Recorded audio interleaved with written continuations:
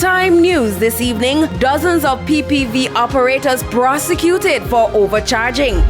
Consumers to pay more for fruits and vegetables as farmers continue to endure drought conditions. And man dies in house fire. Good evening and welcome to Primetime News on air and online at onespotmedia.com, and a special welcome to viewers on TVJ International in the Cayman Islands. I'm Archibald Gordon. And I'm Janella Precious with a preview of what's to come in business news. Andrea Chisholm is here.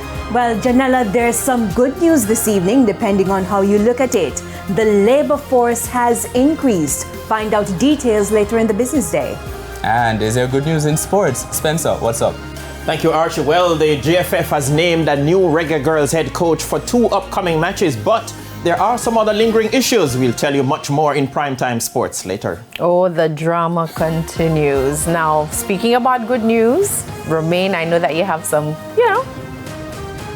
good things to talk about with the weather report and forecast. Well, the not so good news is that there is a tropical storm that is expected to be affecting sections of the Lesser Antilles over the next 24 hours.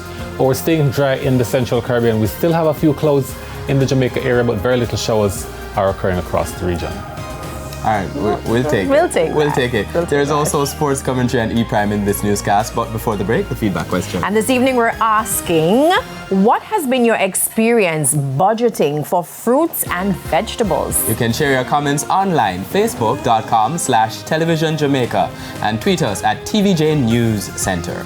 Please stay with us. Primetime News returns after this break.